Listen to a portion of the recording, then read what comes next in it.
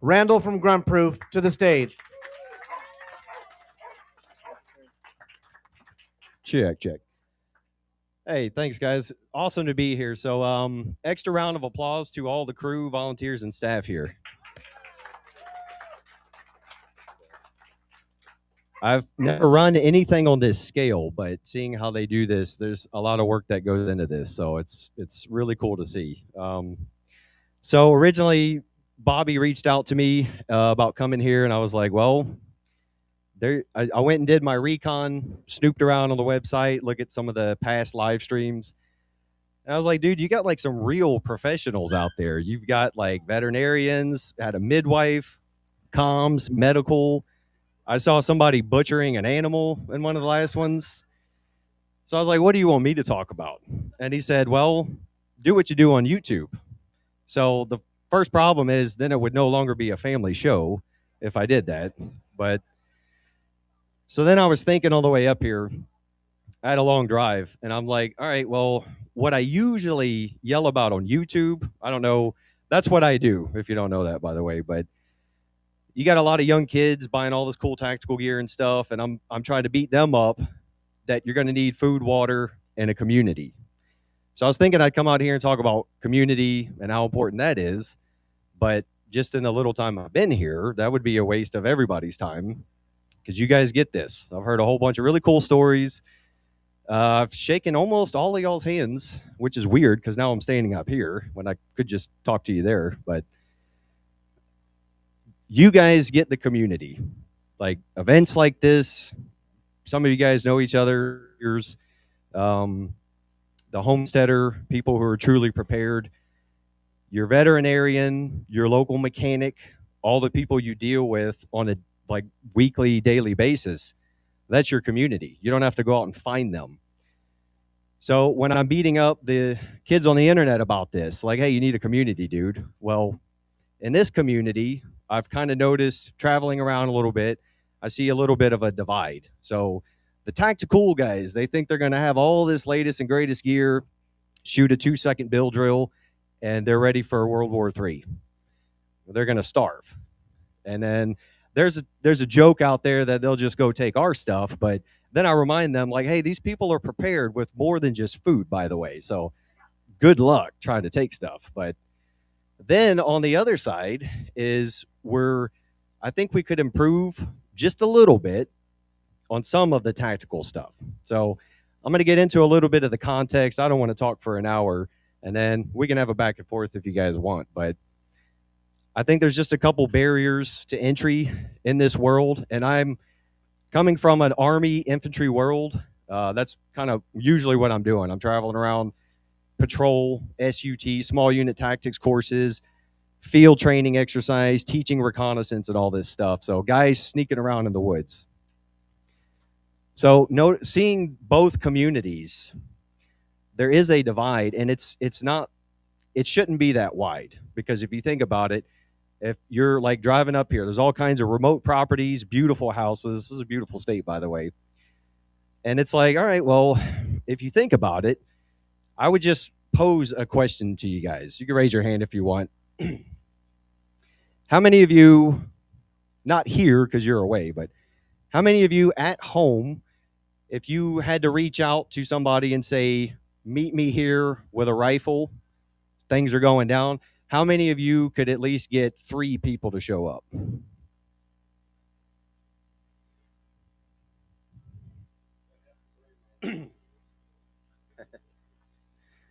Yeah, if they're going to be capable or not, that's a different question. But if they show up, that's part of the battle. So almost half the crowd, that's pretty good. So there's no magic number to that, but typically 4 is a 4-man fire team. That's an important number, because if you're thinking about preparing or protecting an area, you got to sleep, you got to eat, there's chores to be done. You're not just going to be out there running and gunning, pulling security, doing patrols all the time. You'll wear yourselves out. So 4 is kind of just the magic number we push, bare minimum. So seeing that we got almost half the crowd put their hands up, that's awesome. So to the ones who didn't put their hands up, you don't have to yell out an answer, but just think about why that is. Why you don't have guys like that.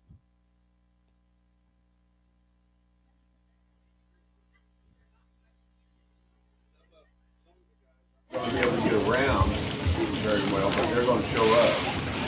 They can fight where they're at or whatever.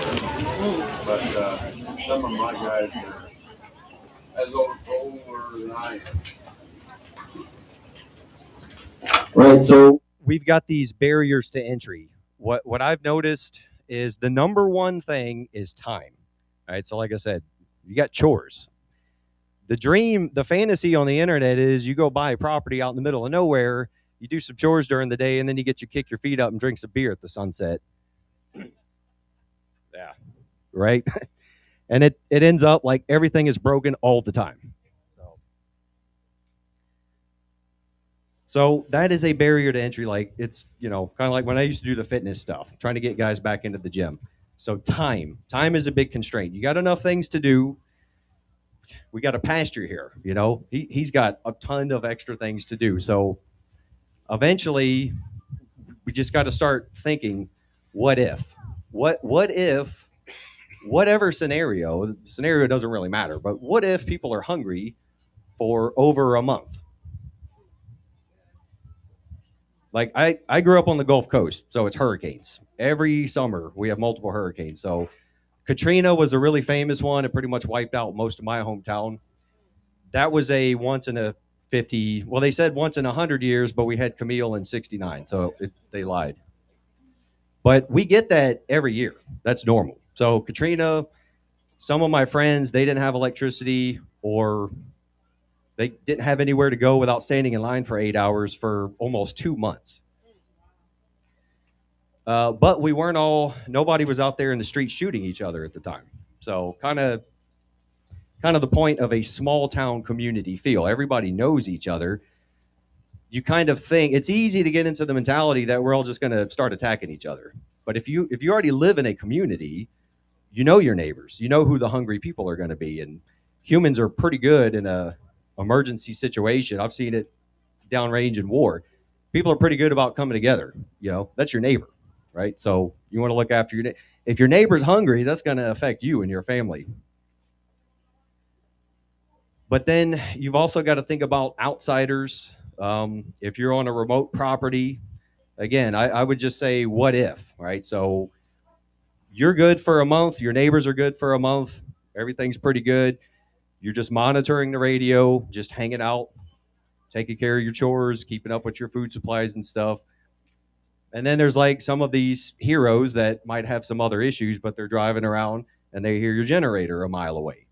So maybe you're blacked out and your lights aren't being seen from some hilltop far away, but there's always something that could give you away. So I'm not saying shut your generators off, but it's just a consideration. You can always attract attention to yourself. So I would just say, what if? Okay, so what do you do? Well, it's kind of hard to say you're going to just depend on your dogs or your security cameras or something. Your security cameras might not work. You might have to shoot your dogs because you're hungry. We don't know. But I just trying to get people to just think about security from a practical perspective, not Delta, CQB, clear rooms. We're not taking objectives. We want to be left alone. We want to hunker down, be with our community, survive the storm. We don't want to be out there causing trouble. But you just need to get that in your mind that there will be people, if it gets bad enough or if people get hungry enough, there will be people who just want to go cause trouble. It's, hey, there's no cops. National Guard's busy. Federal Army is busy doing their thing. Now's my time. And then you've got belligerent nation states, all those people. So I heard Pastor Joe in his speech talking about bad people doing bad things, right? So that's always a possibility. So you got to find somewhere in your schedule to get some kind of time. So the next barrier to entry that I think is also pretty prominent is the negative stereotype. And so I was born in the 80s, grew up in the 90s. What did the media do to preppers in the 90s? Bunch of lunatic doomsday preppers, right? Some of us are, but not everybody, right? So you got to think about context. All right. So if I was walking around here with a ballistic helmet and a plate carrier on, that'd be kind of out of context, right? You know, we got flip flops and all that stuff.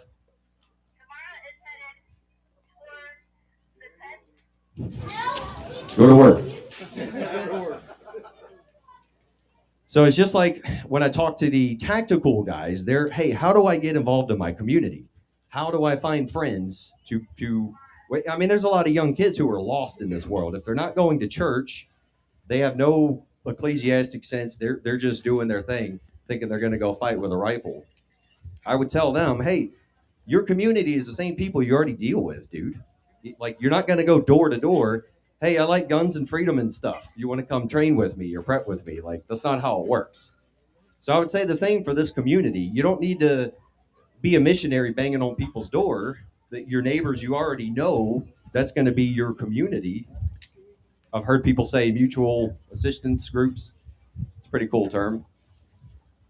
So you're not being like a missionary, just harassing your neighbors. I mean, if you come to my door and say stuff like that, I don't know you, like, yeah, I'm kicking you off the property.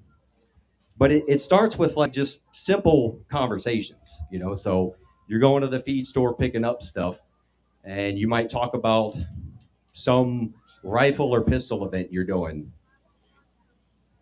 Quick story to nail this home. I do really small unit tactics, patrolling and stuff, and I teach it from this kind of perspective, right? We're not out there causing trouble, but we want to know what's happening in our area.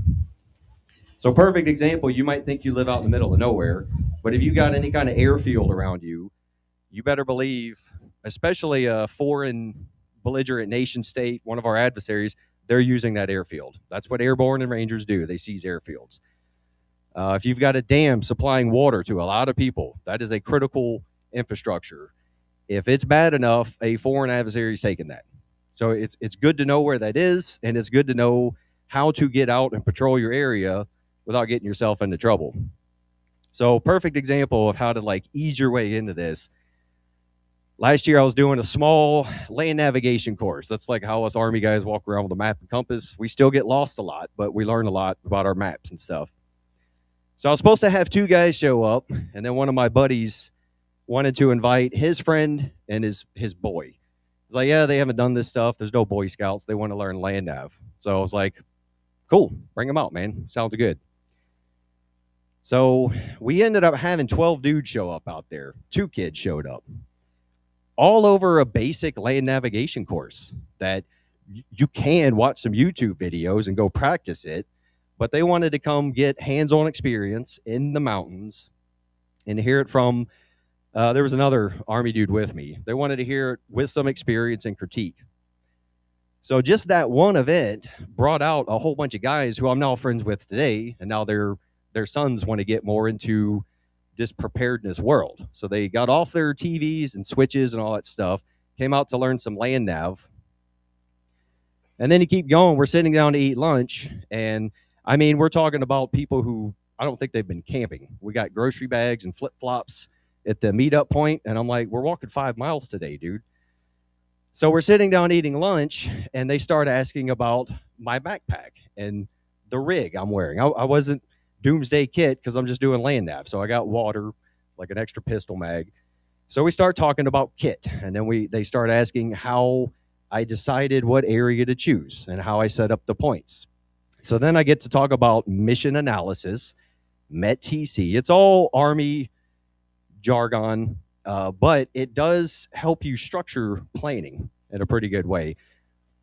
I used area reconnaissance, map reconnaissance to decide which area to go in. Hey, we don't want to be ended up in Billy Bob's backyard and getting shot doing land nav. Oh, here's a BLM stretch. We'll go out here. So by the end of the day, these guys are asking when the next patrol course is, where they can get citizen references to learn about this stuff, what channels to learn about, and they're asking about mission planning and how to conduct lead patrols and stuff.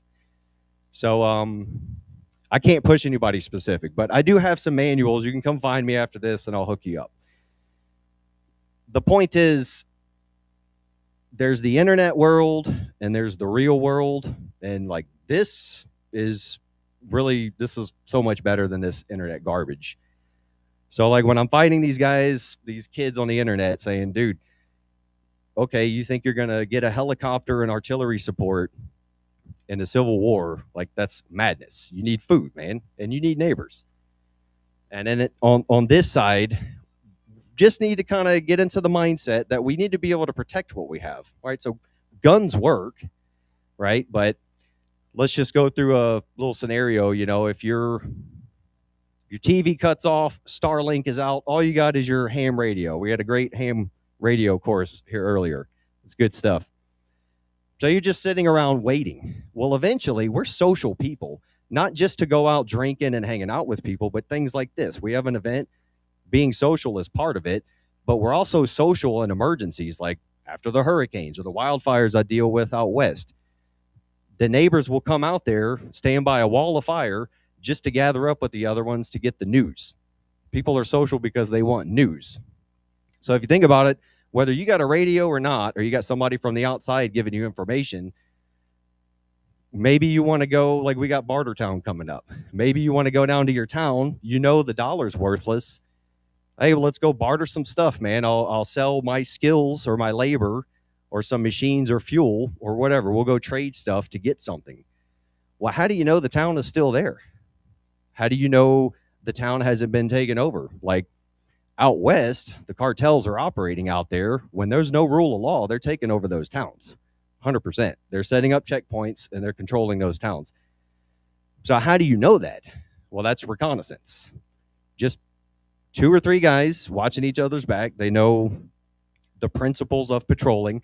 They apply whether you're on the streets of Baghdad or here. The principles of patrolling. You can look that up. Come find me after this. I'll hook you up. If you just know some of these basic things where, hey, honey, I want to go make sure the town's still there, make sure it's safe to get there so we can barter. Well, how are you going to get there? You're not going to walk along the road anymore. You're not doing that because you don't know who else is out there. You don't know if that road's controlled. So there's just simple principles on how to navigate if somebody's possibly controlling a road or they're observing that road. And it's very basic stuff. So I'm not going to teach a patrol class here.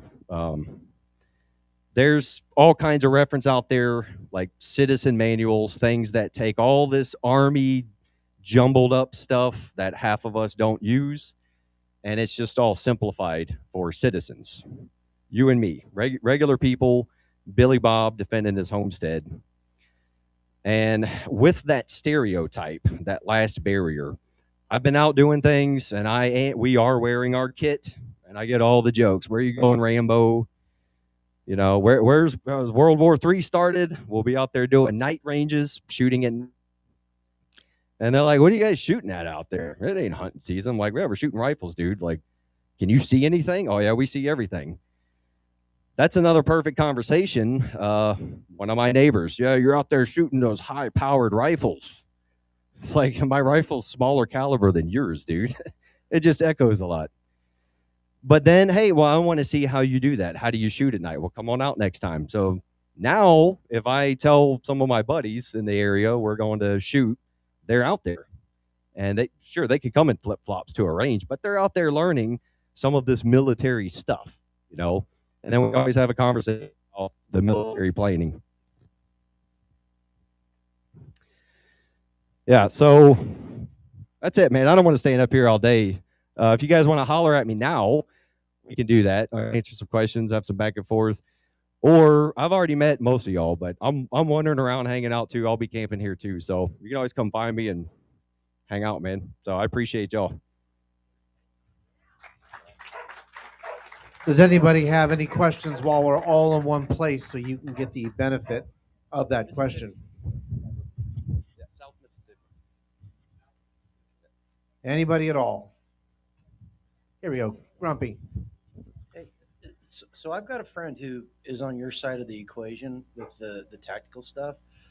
And one of his concerns is hooking up with people like in this crowd.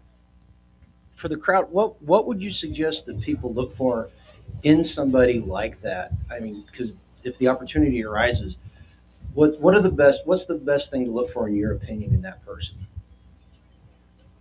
For the tactical dude, No, or for these people, for the homesteader that's looking for somebody to come in and help them guard their place, or be a handyman with special skills.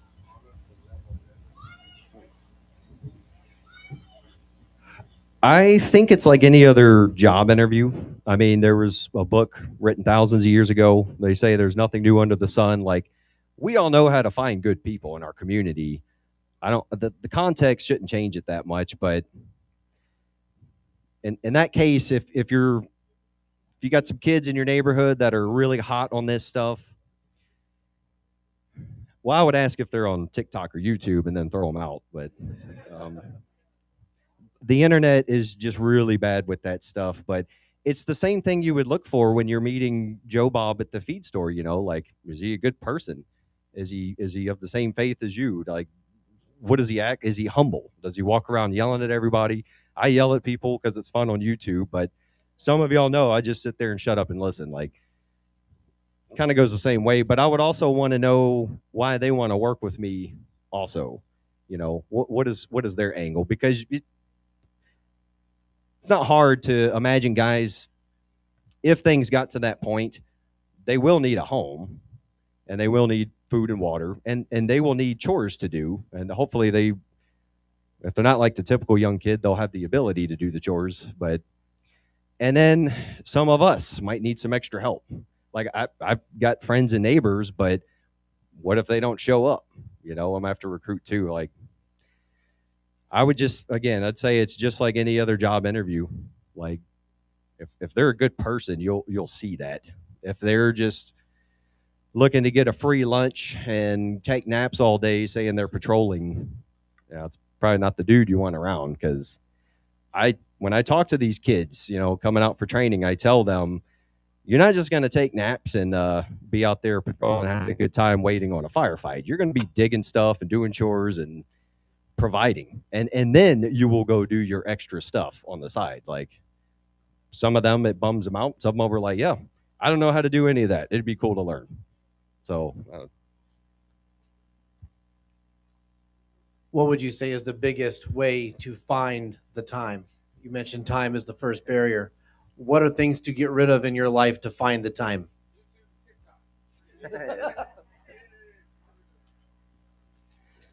The time is there. It's simple math. I broke this down. Well, I used to be a personal trainer, and I'd have people say they didn't have time to go to the gym.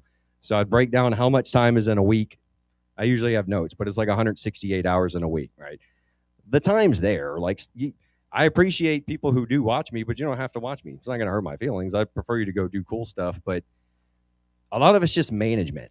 I notice, like, I am not a crafty dude. I could do all the basic stuff, but there's a lot of chores that I just want to burn the place down while I'm doing it. So that'll be the time when I either just go crack open a beer and say, screw it, I'm not doing anything today.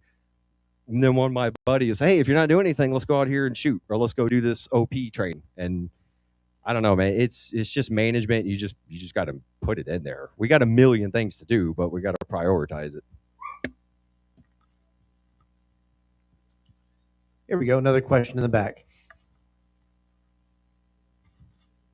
You mentioned that you have a YouTube channel. What drove you to start that? And then kind of what's your thoughts continuing that? Because you talk about getting off of YouTube and engaging kind of in real life, but obviously you know that you're probably making a difference with doing it. So a couple questions there.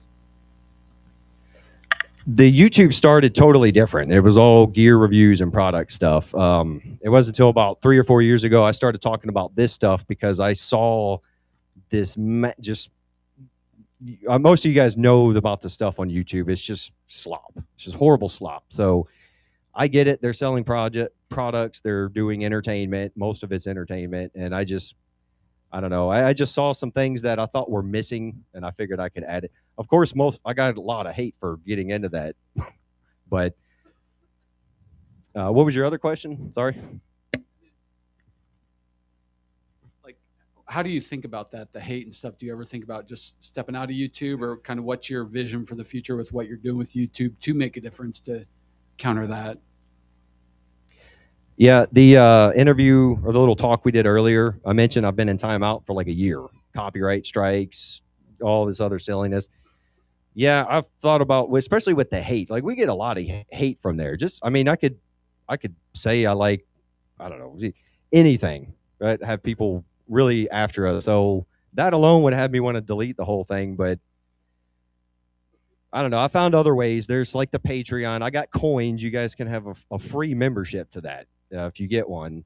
That's a cool little more community thing where we can get filtered from all YouTube stuff. I got a Rumble, but I don't know.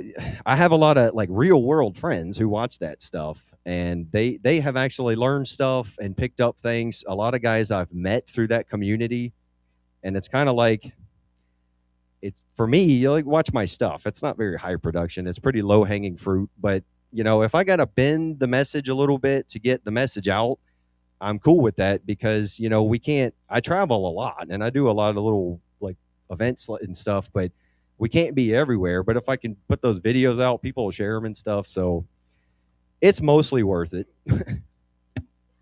We have a question from the online, or the folks watching online. How can someone sign up for one of your courses?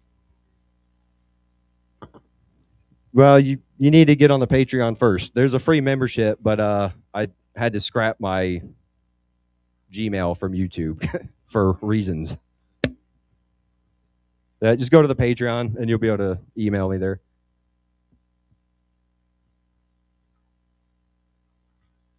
Oh, sorry.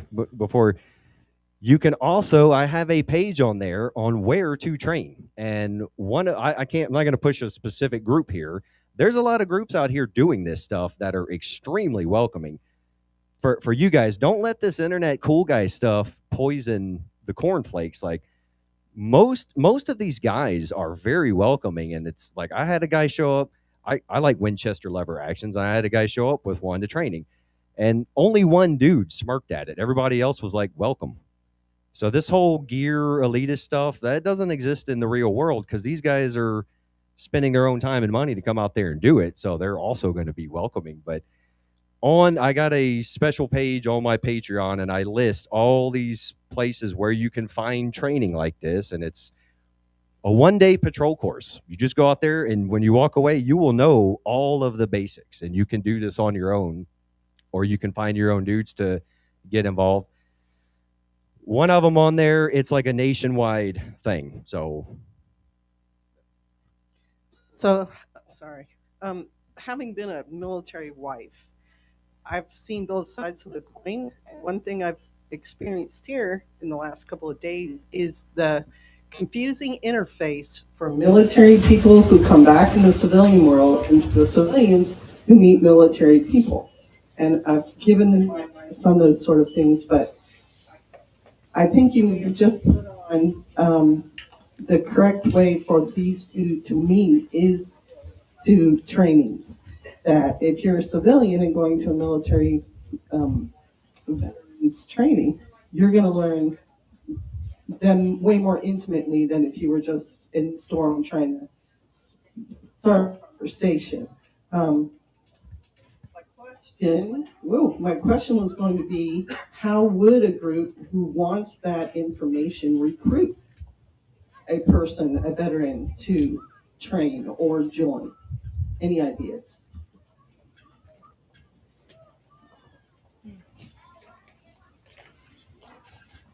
Might not be very popular, but I would say the veteran status doesn't do that much.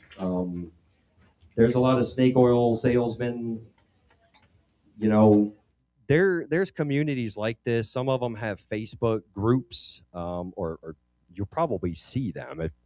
I'm out in the woods as much as I can, and if it's not me riding around on an ATV with all this stuff on, I see other guys doing it, and that'll be like the conversation starter. But I think the point I made earlier, it's as simple as small little tasks. Like none of us came here to just have a beer and say, hey. Like I drove 870 something miles. I didn't come here just to drink beer. I came here to attend this festival. This is the event, and everything else is a bonus. So it's like I don't think you could go to Tractor Supply and find a guy that looks tactical and say, hey, would you teach us patrolling and stuff? Because he might not be the guy you want, you know? That's a really tough one. I think it's just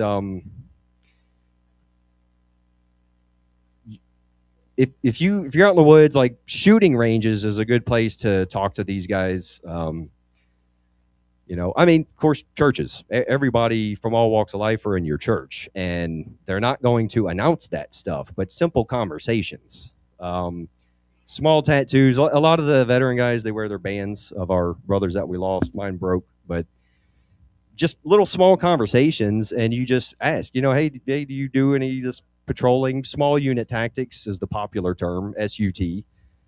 And, you know, if they start talking about jumping out of helicopters and kicking in doors, then you know that's probably not the guy you want to train with. If he, you know, some of these mass YouTubers, it's a marketing thing for them, and they do awesome courses, but it has nothing to do with homesteading, defending your home. I wish I had a direct answer, but it's just, you know, I think it starts with like, it's just like on the preparedness side, you know people in your church, you know people in your community. You don't just go door to door asking them to prep together. You already know them, and then it becomes a conversation. I think it's the same thing. Like you see a dude with a level 2 retention holster, and it looks like a high speed cop gun. He might be a pretty decent shooter. I mean, unless he just blew a bunch of money. But you know, there's some things you can gauge that the guy might know a little bit about what he's doing, and if he's not all loud and boisterous and talking about kicking indoors, then might be worth an extra conversation.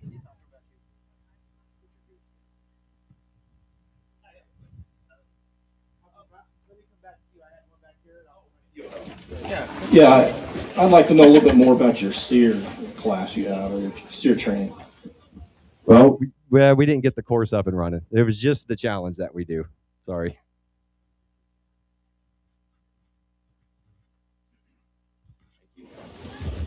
Up where we're from in Michigan, years ago I used to be involved with a group of guys who did like to get together and train for this kind of stuff. And the group got pretty big and fairly high profile. It was called the Michigan Militia Corps. And when you get people training, you get a certain size, all of a sudden you notice every so many weeks, a new guy pops up and he's like, oh, we should all start training with explosives, you know, and you'd be like, thanks for the input, deputy, but none of us really feel like going to prison this year. So, you know, maybe we won't. Do you find that kind of thing? Do you find that there's government agents trying to set you up and, you know, get people to do stupid things? No, not in the circles I've been in, because we don't do any like larger events. I've met a lot of those guys from the Missouri group, and they're all awesome dudes. But yeah, you know, that's just, I mean, every large organization, something stupid happens to it, no matter what. So if you're worried about that, like I know guys who have been in groups where all of a sudden, yeah, a stranger moves into the neighborhood and starts talking like that. So I mean, well, first of all, if you don't do anything illegal, you're not in trouble. But like, I don't know. I mean, to me, I would just balance it. Like I have been to other events where guys are talking, you know, I'm the guy that's like, show up, get your stuff packed at the assembly area, mission brief, and we're rolling out at this time. And then some guys want to talk about politics and the news and all this crap till 10 o'clock. And they're not even doing their like gear checks and stuff. So I see it the same way. It's still poison to the community. But I mean, if you're getting the skills out of it, you can get the skills out of it. And when somebody's doing something stupid, you just walk away. You know, it's like if a guy was walking around here completely trashed, that doesn't ruin the event for me. I just stay away from him and keep an eye on him, but it doesn't ruin the event for me. Somebody will knock him out. Bobby's got him. Power of the unicorn. Any other questions? All right. Well, that being said, everyone, please give it up for Randall. He drove a long way to be here. I'm sure as we walk around for the rest of the day, he'll be willing to answer your questions that you didn't want to ask in front of the guy with the unicorn on his head. So, that being said, Randall, thank you so much. Yeah, I'll be around, guys. So come hang out, man. That's what I'm here for. Thanks. All right. We have something for you.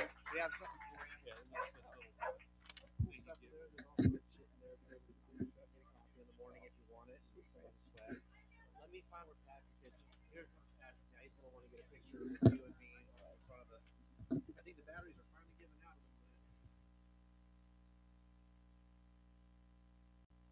All right, don't forget, tonight at 6 o'clock is the giveaway. From now till then, enjoy your evening, have some dinner, go get some more tickets. We're going to be giving away some really cool stuff today.